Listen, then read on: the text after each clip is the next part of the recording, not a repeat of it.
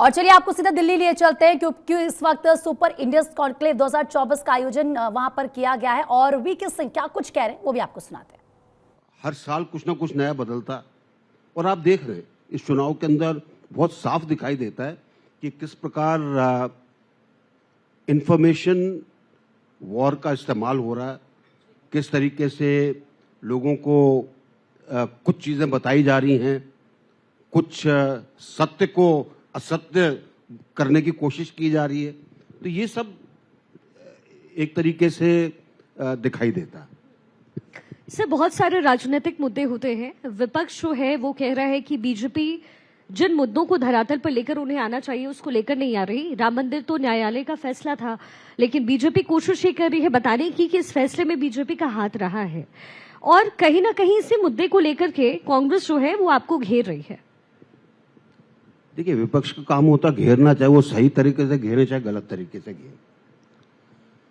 मैं नहीं मानता कि विपक्ष घेर रहा है और इसके अंदर आप देखेंगे कि जिस तरीके से प्रधानमंत्री जी उससे पहले ही उनकी बात को भांप जाते हैं या उसके बारे में जवाब देते हैं, साफ है कि कोई घेर नहीं रहा जी। विपक्ष की कोशिश होगी, विपक्ष का काम है कि किसी तरह से घेरने की कोशिश करे और इसके अंदर साम दाम दंड भेद सब इस्तेमाल किए, चाहे अफवाह फैलाने का काम हो, चाहे लोगों को गुमराह करने का काम हो, चाहे एक बात को दूसरी तरीके से पेश करने का काम हो, तो विपक्ष करेगा ये। और इसके लिए मेरा अपना मानना है कि भारतीय जनता पार्टी पूरे तरीके से चीजों को समझती और तैयार है।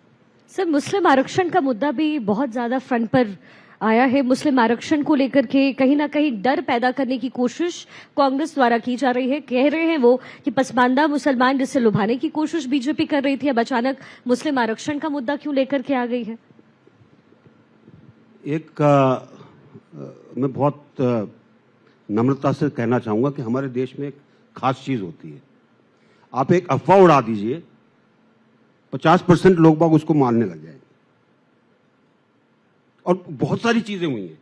आप याद करिए, एक वाकया हुआ था बहुत साल पहले कि गणेश जी दूध पीने लगे, सबने मान लिया जी। जो जिस मूर्ति के पास गया उन्होंने कहा जी हमारे से भी पिया गणेश जी ने दूध। अब ये जो अफवाह का जो दौर चलता है ये इलेक्शन के अंदर कुछ ज्यादा ही चलता है। जहां तक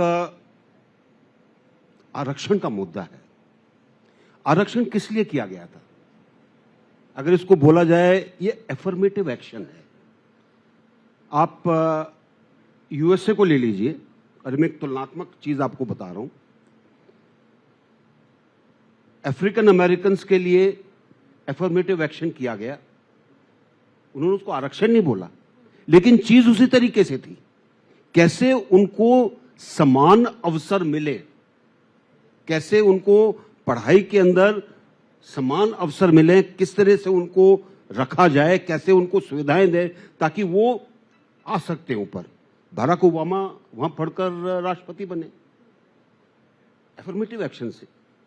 ये एफर्मेटिव एक्शन हमारे यहां भी है। हमने इसको एफर्मेटिव एक्शन को आरक्षण का नाम दिया ताकि हम उस तबके को जो बिल्कुल दबा रहा, जिसको अवसर नहीं मिले, उसको अवसर दे सके। अब आप उसके ऊपर लोगों को डराने लगे, ये आरक्षण खत्म हो जाएगा। तो आप कहना क्या चाहते हैं? एक बहुत घृणित चीज कह रहे हैं आप कहना यह चाहते हैं कि आरक्षण मलाई है, ये तुम्हारी मलाई बंद हो जाएगी, जबकि वो मलाई नहीं है, वो समान अवसर है। वो आपके संविधान के अंदर रखा गया है, आपकी पूरी परिकल्पना के अंदर रखा गया है ताकि पूरे समाज को इकट्ठा उठाया जा सके। तो मैं तो ये कहूंगा कि विपक्ष जो है वो लोगों को डराने की कोशिश कर रहा है, अफवाह फैला रहा है। कुछ लोग शायद, जैसे कि बहुत लोगों ने भीड़ लगाई गणपति जी के, आज तो वैसे भी गणपति जी का दिन है, दूध पिलाने के लिए, वैसे बहुत लोग मानने लगेंगे इस चीज को, लेकिन ना सरकार की कोई मंशा है, ना ही ये कहीं परिकल्पना के अंदर है कि ऐसा हो सकता है। अरविंद केजरीवाल कह रहे हैं सर कि अगर दिल्ली की जनता ने उन्हें वोट नहीं दिया तो उन्हें वापस जेल में भेज दिया जाएगा। और वो कह रहे हैं कि बीजेपी को वोट मत कीजिए क्योंकि ईडी और सीबीआई का गलत इस्तेमाल बीजेपी की तरफ से किया जा रहा है। देखिए, अरविंद केजरीवाल जी के बारे में इतना अगर आप ज्यादा जानने की कोशिश करेंगे तो आपको एक चीज साफ निकल कर आएगी, झूठ बोलने में उनकी महारियत है, खास महारियत। आपके सामने बोल देंगे जी आप जो बोल रहे हैं वो तो बिल्कुल गलत है। आप, और ये आज से नहीं है, बहुत दिनों से। पहले उन्होंने अपना फायदा उठाया, किसी के कंधे पर चढ़कर आए। उस दौरान उस आदमी के लिए या उस अभियान के लिए जो पैसा आता था उसको आपने अपने कार्यकर्ता तैयार करने के लिए लगाया। अगर ईडी उसको देखती तो शायद उनको तभी जेल बंद कर देती। ईडी क्या कह रही है? शराब घोटाले की बात कर रही है, एक बहुत साधारण चीज है। आज तो दिल्ली में सुपर इंडियंस 2024 कॉन्क्लेव का आयोजन किया गया। केंद्रीय मंत्री वीके सिंह को आप सुन रहे थे।